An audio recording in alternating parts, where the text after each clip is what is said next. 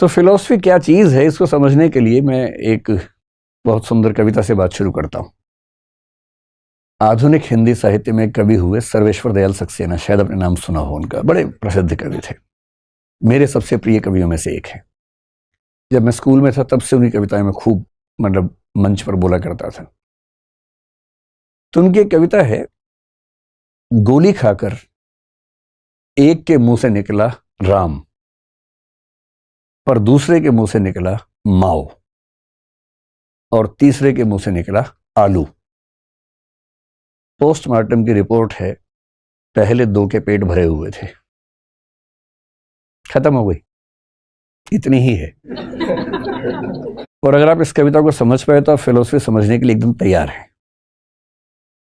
इस कविता का भाव यह है कि आप चाहे राम यानी कि धर्म के समर्थक हों, चाहे आप माओ यानी कि वामपंथ मार्क्सवाद के समर्थक हों, किसी भी विचारधारा, किसी भी दर्शन का समर्थक या विरोधी होने की पहली शर्त है कि पेट भरा होना चाहिए।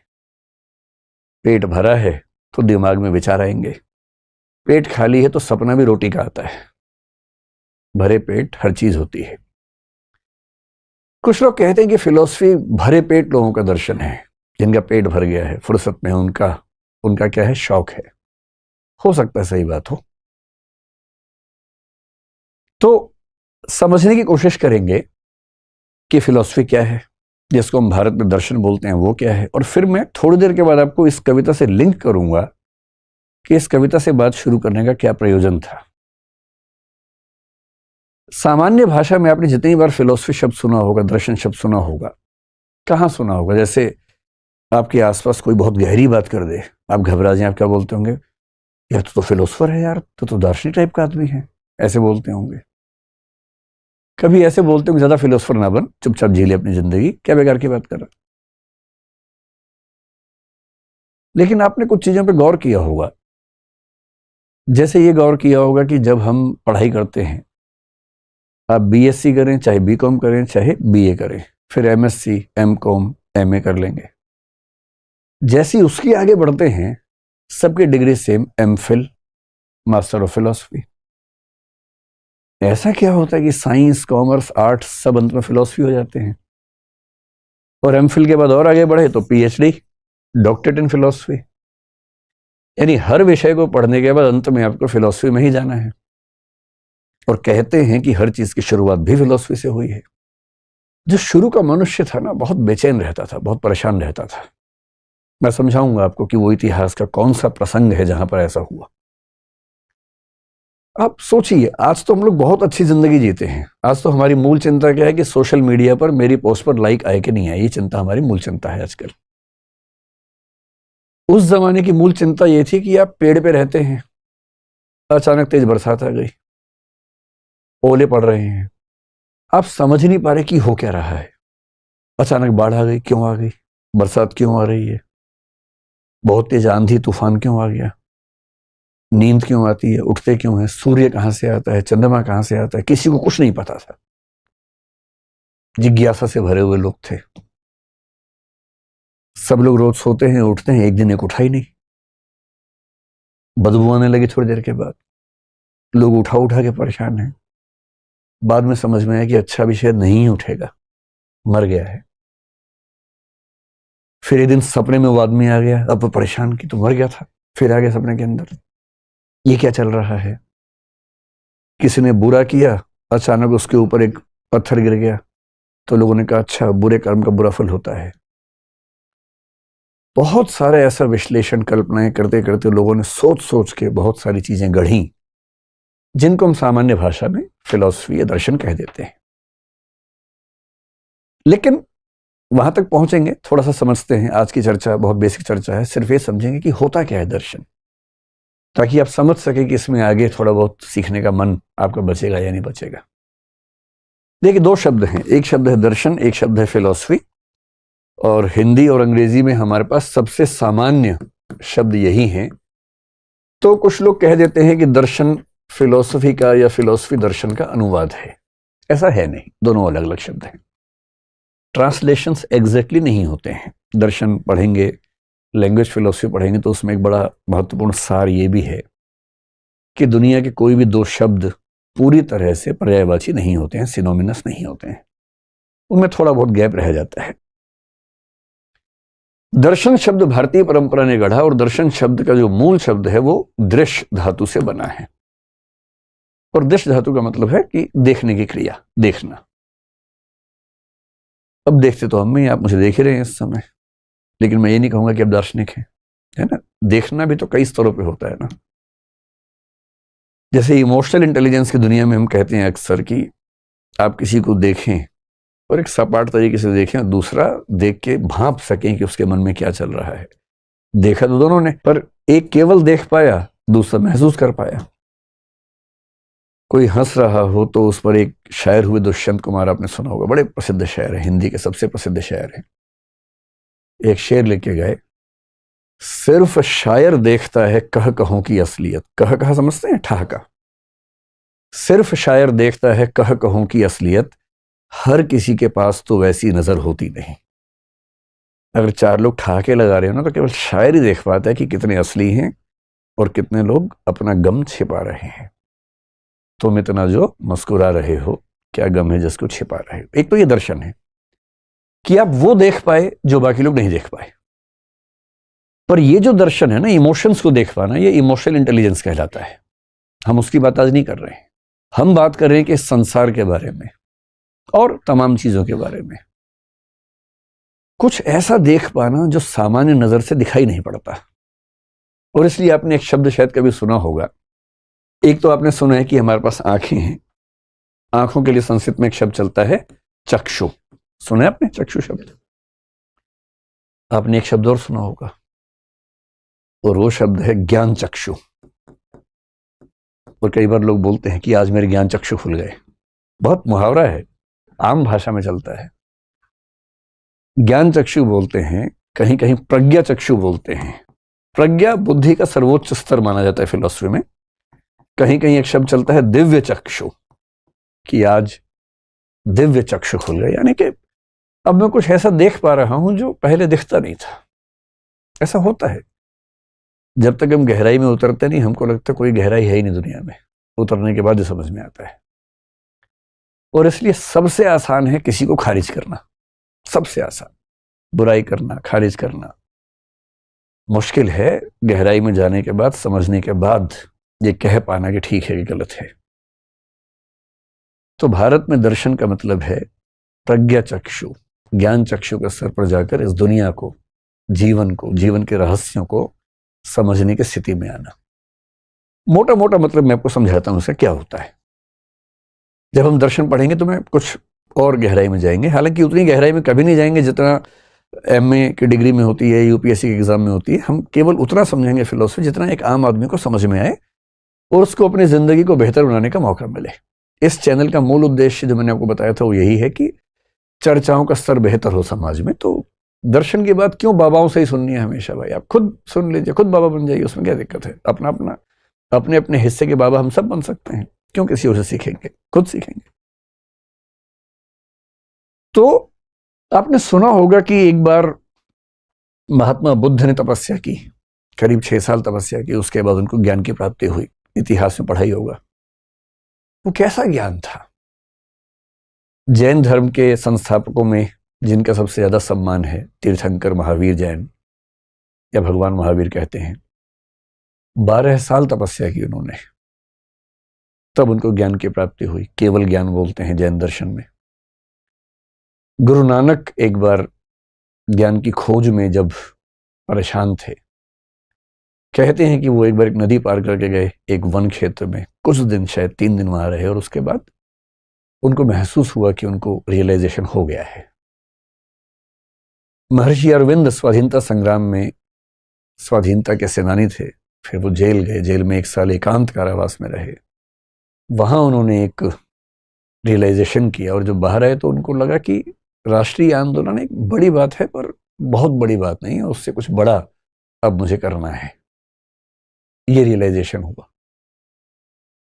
आदि गुरु शंकराचार्य हैं जो अद्वैत वेदांत की बात करते हैं, उन्होंने इसकी बात की। क्या ज्ञान होता है? एक दौर में जब मैं नास्तिक किस्म का व्यक्ति था, मुझे इन सब बातों में हंसी आती थी। बेकार की बात, क्या ज्ञान हो गया? हम इतना जीएस पढ़ रहे हैं, इतनी बुक पढ़ रहे हैं, तो ज्ञान नहीं हो रहा। लेकिन ऐसा होता है, मूर्ख व्यक्ति ज्यादा बोलता है। धीरे धीरे जब आप समझने लगते हैं, आप कम बोलने लगते हैं, समझ जाते हैं कि गहराई सिर्फ हमारे अंदर नहीं, हमसे गहरे गहरे बहुत लोग दुनिया में हुए हैं, हमसे बेहतर, हमसे अच्छे, हमसे गहरे अनगिनत लोग दुनिया में हैं। ये जो ज्ञान होता है ना, इसको बोलते हैं प्रज्ञा चक्षु का खुलना। दर्शन की भाषा में बोलते हैं कि हम दुनिया में जो कुछ भी समझते हैं वो कैटेगरीज में समझते हैं, हाँ ना, अच्छा बुरा। एक समय के बाद अब इन कैटेगरीज से मुक्त होकर सोचने की स्थिति में आते हैं। जैन धर्म में एक बड़ा गहरा विचार है स्यादवाद, हम जल्दी ही समझेंगे 2-4 दिनों में शायद। 2-4 दिन का मतलब वीडियो तो 7-7 दिन के बाद शायद आते हैं, मतलब 1 आध महीने बाद। इतनी गहरी बात जैन दर्शन ने कही स्यादवाद में, ज्ञान के स्तर पर, जिसको आजकल हम आर्टिफिशियल इंटेलिजेंस कहते हैं। अगर उसका बहुत गहरा बेस ढूंढना हो तो आपको जैन फिलॉसफी में नजर आएगा। तो जब आपकी ज्ञान की क्षमताएं अचानक बढ़ जाएं, खुल जाएं, और आपको ऐसे ऐसे सत्य नजर आने लगे जो पहले नजर नहीं आते थे, तो हम बोलते हैं कि आंखें तो वही हैं, पर उन्हीं आंखों से अब दिख कुछ और रहा है, कुछ गहरा दिख रहा है। अंग्रेजी का मुहावरा है रीडिंग बिटवीन द लाइन्स। एक लाइन में जो लिखा है, दूसरी लाइन में जो लिखा है, गहरे लोग उनके बीच में भी पढ़ लेते हैं। गहरे लोग शब्दों के बीच के गैप को भी पढ़ लेते हैं, और गहरे लोग कह के नहीं कहते, उनका कुछ नहीं कहना भी कहना होता है, साइलेंस को भी पढ़ लेते हैं। इसको बोलते हैं ज्ञान चक्षु, प्रज्ञा चक्षु। आपके तो खुले ही हुए देख के लग रहा है, लेकिन मतलब आसान नहीं होता है मुश्किल काम होता है। पश्चिम की दुनिया अलग है, भारत की दुनिया में एक सामान्य बात है। भारत में कुल 9 दर्शन हम मान के चलते हैं, जो स्थापित दर्शन है 9 है। इनमें से एक है चारवाक, उसे अगर छोड़ दें, बाकी 8 का मानना है कि ये जगत दुखों से भरा है, और दुखों से मुक्त होने की प्रक्रिया दर्शन का, धर्म का मूल उद्देश्य है। दुखों से मुक्त कैसे होंगे, इसके लिए 8 का जवाब है मोक्ष, लिबरेशन, मुक्ति, निर्वाण, कैवल्य, अपवर्ग, उसी के बहुत सारे नाम हैं, और सबने अपने अपने तरीके बताए हैं कि कैसे वो सब होगा। तो भारतीय दर्शन की नेचर सामान्यतः एक आध्यात्मिक किस्म की है, चारवाक को छोड़ दें अगर। पश्चिम की दुनिया थोड़ी सी अलग है, और पश्चिम में शब्द चला फिलॉसफी, जो कि 2 शब्दों से मिलकर बना। एक शब्द है फिलॉस और एक है सोफिया। फिलॉस का मतलब होता है प्यार, मोहब्बत, इश्क, प्रेम। सोफिया का मतलब है ज्ञान, नॉलेज। अगर आपको ज्ञान से प्यार हो जाए, ज्ञान नाम के व्यक्ति से नहीं, ज्ञान से प्यार हो जाए, विजडम, और ये जो ज्ञान होता है ना, इस ज्ञान के लिए नॉलेज बहुत हल्का शब्द है, ये विजडम है। नॉलेज का मतलब जानकारी नहीं होता कि कई ऐसे मूर्ख लोग आपको मिलेंगे, कहेंगे कि मुझे भारत के सब राज्यों की राजधानी याद है, तुम्हें? अच्छा, राजधानी याद होने से क्या हो गया? है तो ठीक, अच्छी बात है, आपकी मेमोरी अच्छी है, तारीफ कीजिए उसकी।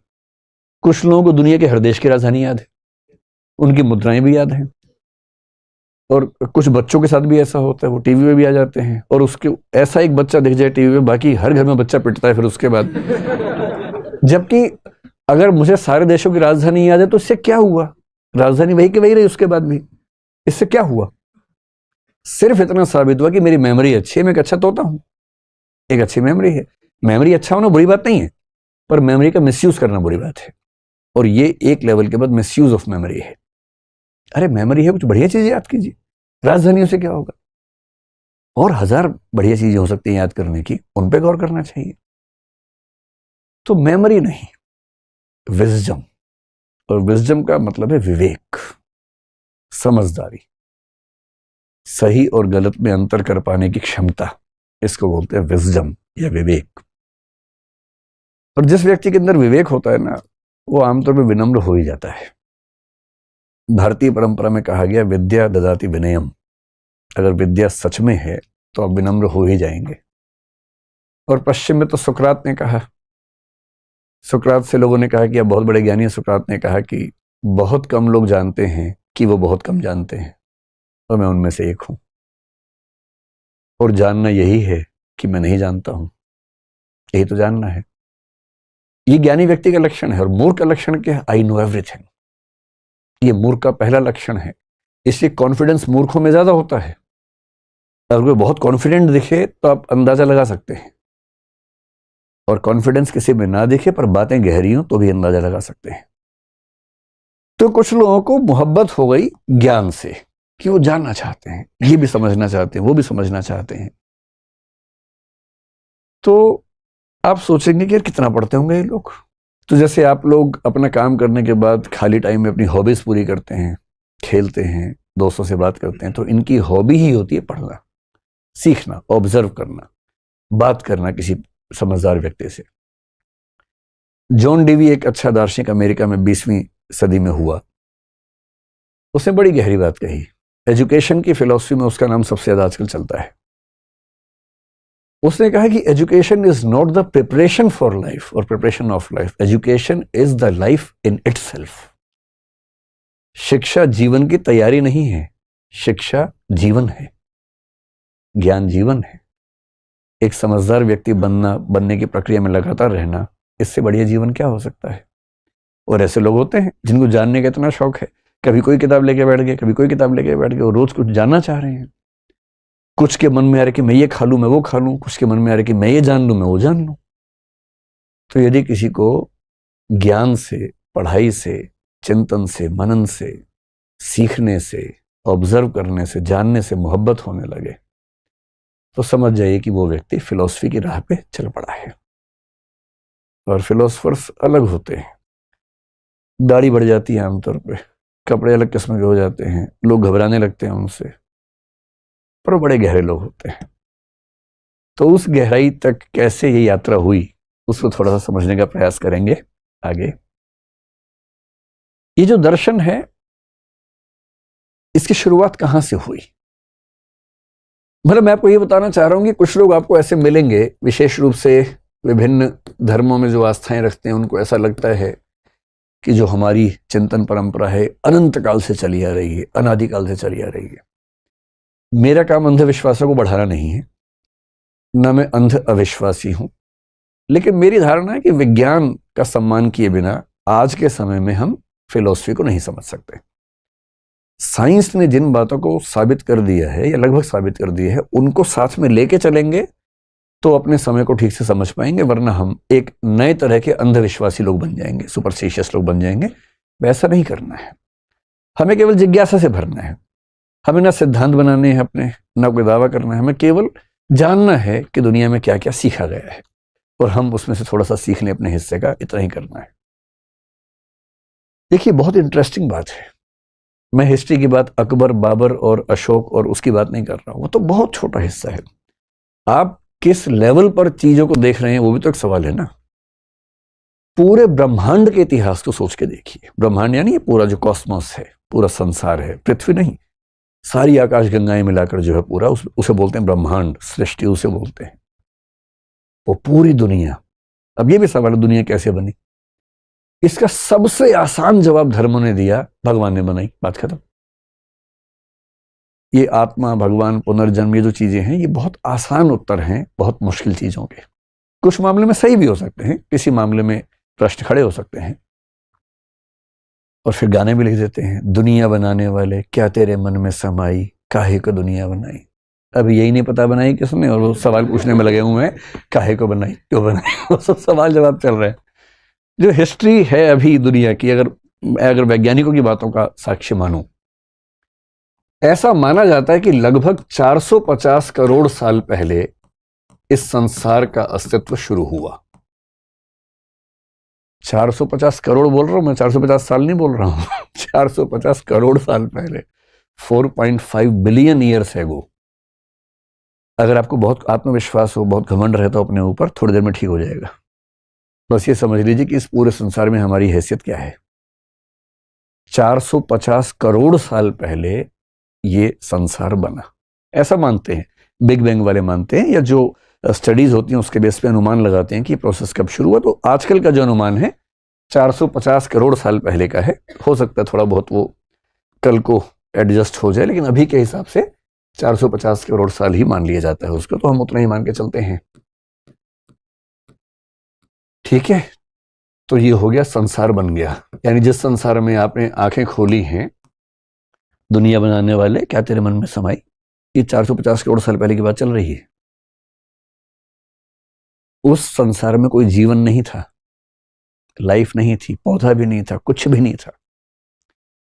आजकल की जो धारणा है उसके हिसाब से 370 करोड़ साल पहले, आज से पहली बार लाइफ यानी कि जीवन देखा गया। देखा गया मतलब जो स्टडीज हैं उससे लगता है कि उसके आसपास लाइफ पहली बार आई होगी।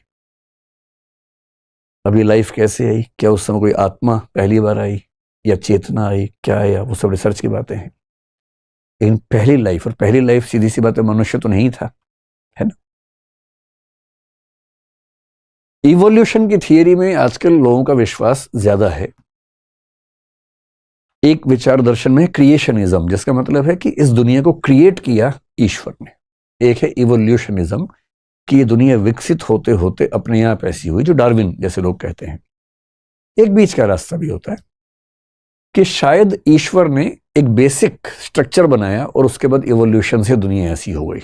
इनमें से क्या सच है समय के साथ पता लगेगा, लेकिन ये आजकल सब लोग मानते हैं कि बेसिक स्ट्रक्चर जैसा भी था उसके बाद इवोल्यूशन से ही दुनिया आगे बढ़ती गई। हम सब भी उसी प्रोसेस में आए। 370 करोड़ साल पहले से चीजें बननी शुरू हुई, लाइफ स्पीशीज बनती गई बनती गई बनती गई। और ऐसा माना जाता है कि अगर टोटल स्पीशीज इस संसार में देखें तो उनकी संख्या 1 ट्रिलियन के आसपास हो सकती है। 1 ट्रिलियन समझते हैं क्या होता है? 1 बिलियन होता है 100 करोड़, उसमें 3 जीरो और जोड़ दीजिए, 1 लाख करोड़। 1 लाख करोड़ के आसपास टोटल स्पीशीज इस ब्रह्मांड में हो सकती हैं, जिनमें से बॉटनी के, जूलॉजी के लोग स्टडी कर करके थक गए हैं। तो अभी तक कुल मिला के 18 लाख यानी 1.8 मिलियन स्पीशीज का नाम रख पाए हैं, उन्हें पहचान पाए हैं। और उनका अनुमान है कि जो स्पीशीज थी या हैं उन सबको मिला के 1 ट्रिलियन 1 लाख करोड़ के आसपास स्पीशीज हो सकती हैं। आप वैविध्य समझ रहे हैं संसार में कितना है। हमारी जो भारतीय परंपरा है उसमें 84 लाख योनियों का जिक्र आता है। वो भी कुछ ऐसा है कि स्पीशीज कितनी रही होंगी, लेकिन साइंस तो बढ़ते बढ़ते 1 ट्रिलियन पे पहुंच गया है, जिनमें से 18 लाख का नाम अब तक रखा जा सका है। इन सब में से हम एक हैं सिर्फ। अभी ज्यादा हीरो नहीं बनना है। फिलोसफी पढ़ने के फायदे बहुत सारे हैं। एक ही कि बिना बात के हीरो बनने का मन खत्म हो जाता है, ये भी तो फायदा है ना। कोई बिना बात के हवा में टंगा हो उसे जमीन पे लाना भी तो अच्छी बात है। अब ये स्पीशीज बढ़ते बढ़ते इवोल्यूशन का प्रोसेस चल रहा है, बहुत तरह की स्पीशीज आती जा रही हैं। और इस प्रोसेस में क्या हुआ, लगभग 1.2 करोड़ साल पहले, आज से यानी कि आज से लगभग 1.2 करोड़ 1 करोड़ के बीच में लगभग मानते हैं, एक बड़ी भारी घटना घटी। उस समय एक स्पीशीज थी जिसका नाम हम बोलते हैं प्राइमेट्स। अगर आप साइंस के विद्यार्थी हैं या एंथ्रोपोलॉजी के हैं या हिस्ट्री के हैं तो आपने इसका नाम सुना होगा, प्राइमेट्स। हमारे पूर्वज हैं। कोई आपसे पूछे कि आपके पूर्वज कहां से आए थे, तो बोल रहा हमारे पूर्वज 370 करोड़ साल पहले। बंदर तो बहुत हाल का है भाई, बंदर तो चचेरा भाई हुआ। पूर्वज तो बहुत पुराने होते हैं भाई। 370 करोड़ साल से परंपरा चल रही है हमारी, उसी में तो हम विकसित हुए, कहां से विकसित होंगे। 1 करोड़ साल पहले आज से जो प्राइमेट्स थे, ये प्राइमेट्स 2 वर्गों में बंटे ऐसा माना जाता है। ये 2 वर्ग कौन कौन से थे, ये सारा मैं क्यों बता रहा हूं, मैं आपको बताना चाह रहा हूं फिलोसफी कहां से पैदा हो रही है। अभी तो फिलोसफी कहां से आएगी, अभी तो इंसान ही नहीं आए, फिलोसफी कहां से आएगी। और मनुष्य सभ्यता के अगर मैं मान लूं कि 1 करोड़ साल हो गए या कम से कम 25 लाख साल या 3 लाख साल तो मरी हालत में हो ही चुके हम लोगों को, और 3 लाख साल में पूरी फिलोसफी ले दे के 3000 साल में है, 3-4 हजार साल में। हमारी मनुष्य सभ्यता के 3 लाख साल के शुरुआती 2,99,000 या कम से कम 94,000-95,000 साल तक ना फिलोसफी है ना साइंस है। क्यों नहीं है, ये पता रहेगा तो पैर टिके रहेंगे जमीन पर। प्राइमेट्स में से एक रास्ता वो हुआ जिस पर आगे चलकर जो ग्रेट एप्स हैं, और ग्रेट एप्स का मतलब है चिंपांजी जैसे होता है, उस तरह के जो जीव है, जो मनुष्य के काफी नजदीकी जीव माने जाते हैं, लेकिन पेड़ पे रहते हैं, 4 पैर पे चलते हैं, वो ग्रेट एप्स हैं जो प्राइमेट से एक तरफ निकल गए। गुरिल्ला का नाम सुना होगा आपने, ओरांगुटान का नाम सुना होगा, ये सब उस ग्रुप के लोग हैं। ये हमारे समझ लीजिए कि फूफा मौसा टाइप समझ लीजिए, कुछ दूर के वो हैं। कभी जाए चिड़ियाघर तो उनको फूफा जी बोले प्रणाम करना है, ऐसे पत्थर नहीं मारना है, वो फूफा जी है दूर के रिश्ते में। जो दूसरी परंपरा थी, इस परंपरा में क्या हुआ कि ये जो स्पीशीज थी, ये धीरे धीरे पेड़ों से उतरकर जमीन पे आ गई, 4 पैर से 2 पैर पे आ गई। इसको बाइपेडलिज्म बोलते हैं। 2 पैर वाले जीव पहली बार दुनिया में हुए, 2 पैर। मनुष्य के इतिहास का सबसे बड़ा टर्निंग पॉइंट है 2 हाथ का फ्री हो जाना। 4 से चल रहे थे, अब 2 फ्री हो गए, अब क्या करें? इन 2 हाथों ने पूरी कल्चर, पूरी इंडस्ट्री, पूरी सिविलाइजेशन खड़ी कर दी। ये 2 हाथ ना होते तो चल ही रहे होते इससे हम अभी भी। सबसे बड़ा टर्निंग पॉइंट है हमारा 4 से 2 पैर पे आ जाना। जब 2 पैर पे आ गए तो ये सीधे खड़े हुए, इनको दूर तक दिखने लगा, दूर तक घास दिखने लगी, दूर तक पेड़ दिखने लगे, कहां खा सकते हैं, डेवलप होने लगे। भागने में अच्छे नहीं थे, इनको हराना बहुत आसान था। जो बाकी स्पीशीज थी, इनका शिकार आराम से करती थी, तो एक समय के बाद झुंड में भी रहने लगे। लेकिन सबसे जो बड़ी बात हुई, इनके ब्रेन का डेवलपमेंट होना शुरू हुआ, इनका ब्रेन का साइज बड़ा होने लगा। और ये होते होते आपने 2-3 नाम सुने होंगे। एक नाम सुना होगा ऑस्ट्रेलोपिथेकस, ये शब्द सुने कभी? करीब 30 लाख साल का दौर इसका चला, ऑस्ट्रेलोपिथेकस, जिसका बेसिक मतलब है साउथ का जो एक क्रीचर था। आपने निएंडरथल का एक नाम सुना होगा। निएंडरथल जो था वो पूरी हिस्ट्री में आज तक सबसे बड़े ब्रेन वाला स्पीशीज हुआ, तो बाद में खत्म हो गया, ऑस्ट्रेलोपिथेकस भी खत्म हो गया। और करते करते 25 लाख साल पहले आज से एक स्ट्रक्चर बना जिसको बोलते हैं होमो हैबिलिस। होमो शब्द सुनते ही समझ जाइए कि अपना नजदीक का रिश्तेदार है। ये हमारी स्पीशीज की शुरुआत होनी शुरू हो रही है यहां से। और इस 25 लाख के बाद भी इसके कई अंतरण होते होते आज से 3 लाख साल पहले वो आया जिसको बोलते हैं होमो सेपियंस, जो कि हम हैं। इस पूरे ब्रह्मांड के इतिहास में 370 करोड़ के जीवन के इतिहास में हमारा समय कुल मिला के 3 लाख साल का है होमो सेपियंस के तौर पर। और होमो सेपियंस होने के बाद जो हुआ वो कमाल हो गया। 1 लाख करोड़ स्पीशीज में से अचानक एक स्पीशीज ने पूरी दुनिया पे कब्जा कर लिया। संयोग से वो हम हैं। बाकी सबको जीना मुश्किल कर दिया, अलग बात है, लेकिन हमें तो सब कुछ हासिल हो गया। इंसान को सब हासिल होने लगा। और इस होमो सेपियंस के डेवलपमेंट में जो 3 लाख साल से शुरू हुआ, आज से 75,000 साल पहले एक बहुत बड़ी घटना घटी। अगर आपने एक किताब पढ़ी हो, अब मैं जो बात बोल रहा हूं उस किताब का जिक्र है, वो युवाल नोह हरारी का नाम सुना होगा आपने।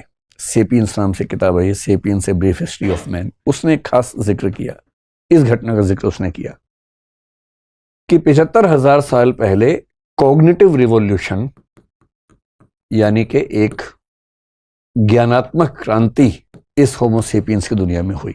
ये जो लेखक हैं इजराइल के व्यक्ति हैं, बहुत गहरे चिंतक हैं, इस समय दुनिया में सबसे ज्यादा पढ़े जाने वाले व्यक्तियों में से एक हैं।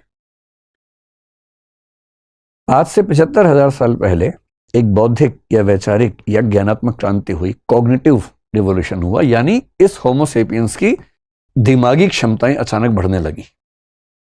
मतलब बड़ी बहुत प्रोसेस में, लेकिन इस समय आगे दिखने लगी। कई क्षमताएं बढ़ी, लेकिन जिस क्षमता पर इन्होंने बहुत ज्यादा जोर दिया है वो है इमेजिन करने की क्षमता, इमेजिनेशन, कल्पना करने की क्षमता। पहली बार किसी स्पीशीज ने कल्पनाएं करनी शुरू की। बिल्लियां कल्पनाएं नहीं कर पाती हैं, चूहे, गधे, घोड़े कल्पना नहीं कर पाते हैं, हम कर पाते हैं। हम कुछ भी कल्पना कर सकते हैं। हम परलोक की कल्पना कर सकते हैं, हम ईश्वर की कर सकते हैं, आत्मा की कर सकते हैं, पुनर्जन्म की कर सकते हैं, स्वर्ग की कर सकते हैं, नरक की कर सकते हैं, भूत प्रेत की कल्पनाएं कर सकते हैं, क्योंकि हमारे पास कल्पना करने की क्षमता है। जिनके पास क्षमता नहीं है वो नहीं कर पाते, सिंपल सी बात है।